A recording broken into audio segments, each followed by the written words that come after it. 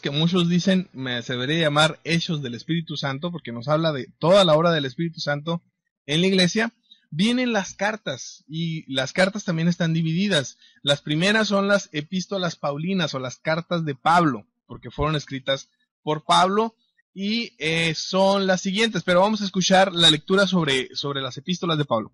Epístolas paulinas. Epístola significa carta, llamándose epístolas paulinas a un conjunto de 14 cartas escritas o atribuidas a San Pablo para exhortación de los creyentes de las iglesias fundadas por él durante sus viajes misioneros. Bien, entonces las epístolas a las que se le adjudica la autoría a Pablo es Romanos, Primera y Segunda de Corintios, Gálatas, Efesios, Filipenses, Colosenses, Primera y Segunda de Tesalonicenses, Primera y Segunda a Timoteo, Tito, Filemón, y en Hebreos, pues la incluimos aquí dentro de las cartas de Pablo, aunque hay muchos que dicen que Pablo no escribió esa carta, pero pues generalmente se termina incluyendo dentro de las epístolas de Pablo. Entonces, después de las epístolas de Pablo, pasamos a las epístolas generales.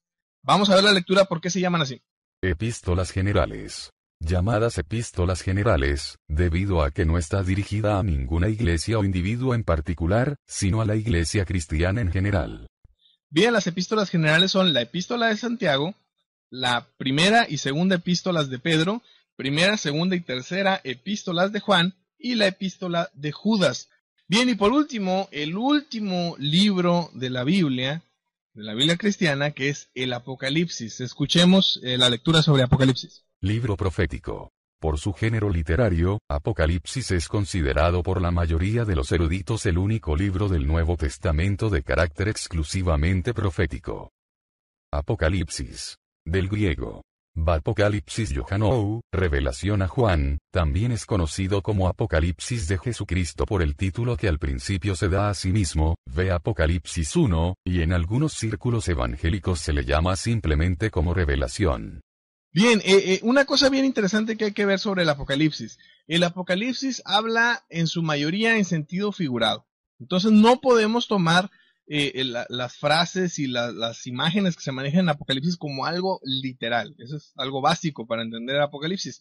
Y otra cosa, aparte de hablar en sentido figurado, maneja muchas cosas en código porque el Apocalipsis se escribió en un tiempo que la iglesia estaba siendo perseguida. Entonces no podía hablarse tal cual. Entonces se requiere de mucho tiempo de estudio para entender el Apocalipsis y entenderlo a nivel básico. Yo creo que nunca vamos a entender completamente este libro. Sin embargo, se requiere de mucho estudio. No hay tal cosa como que yo leí el Apocalipsis y ya sé quién es el anticristo y esto. Esas son tonterías. Es muy complicado entender el Apocalipsis, créamelo usted. Entonces, si va a estudiar Apocalipsis, estúdielo asesorado con su pastor, con su maestro.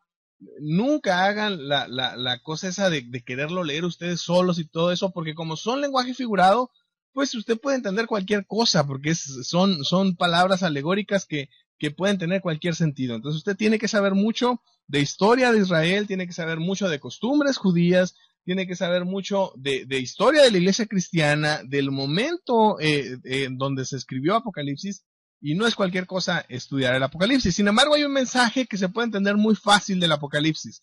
El mensaje del Apocalipsis es que Cristo es el Señor, y así la situación esté súper complicada, estemos en peligro de muerte, o estemos en la victoria más grande, Cristo siempre tiene el control. Ese es el mensaje clave de Apocalipsis.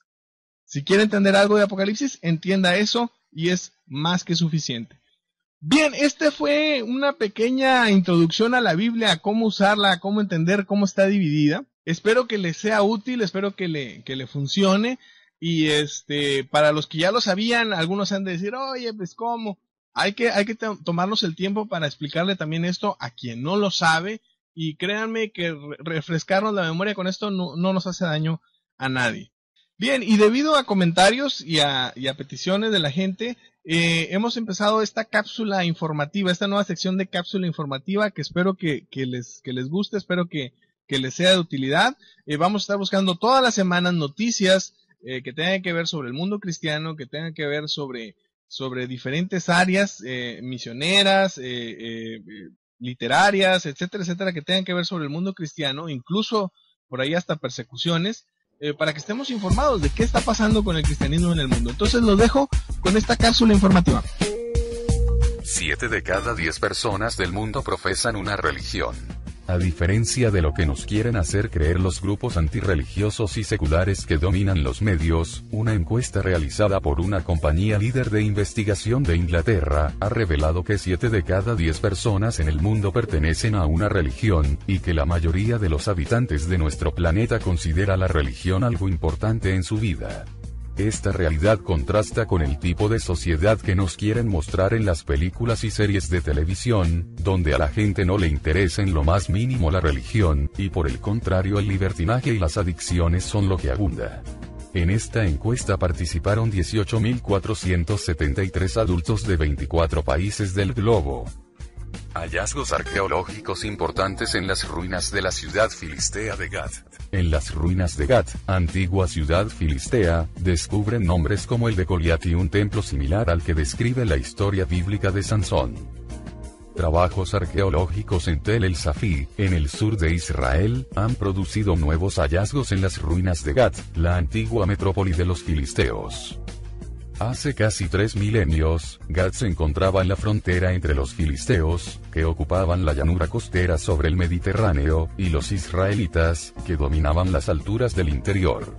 Tal vez el habitante más famoso de la ciudad, por su aparición en el primer libro de Samuel, sea Goliat, el guerrero gigantesco que fue derribado por el joven pastor David con su honda. Los arqueólogos en Gat han hallado fragmentos con nombres similares a Goliat, que es indoeuropeo, no un nombre semita como hubieran empleado los cananeos o los israelitas. Los hallazgos revelan que los filisteos usaban esos nombres y ese detalle también aporta a un retrato preciso de su sociedad y corrobora el relato bíblico.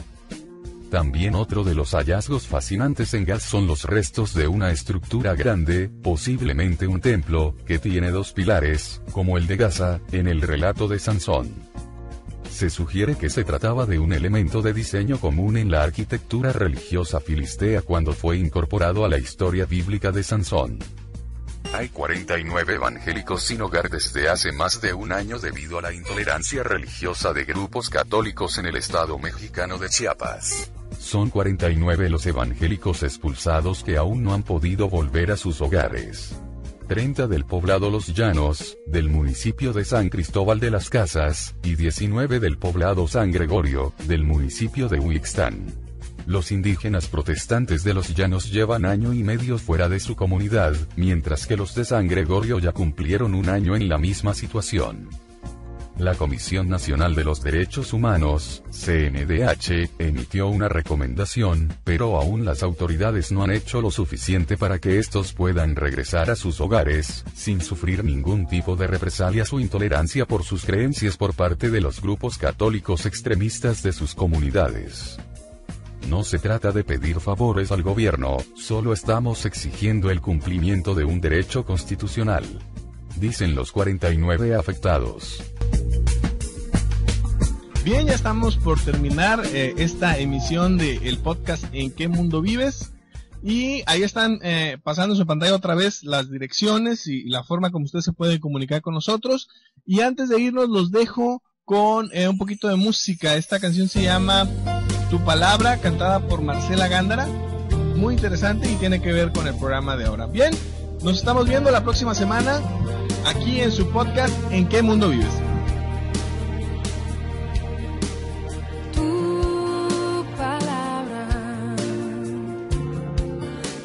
Aceite sobre mis heridas,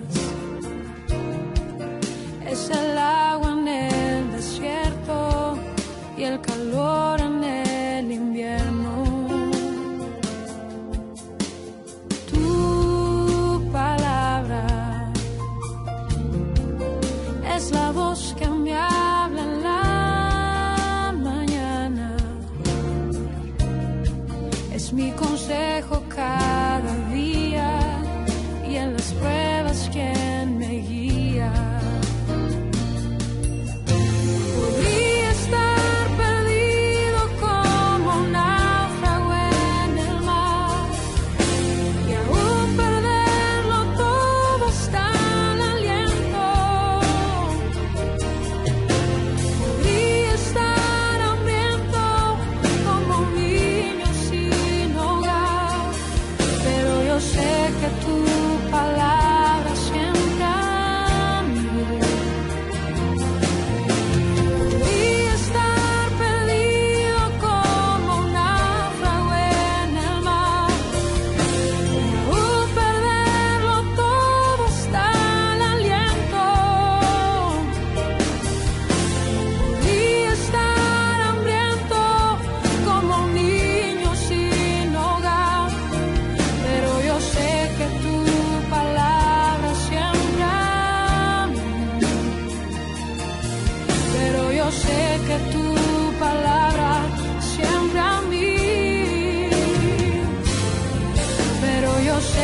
tu palabra siempre a mí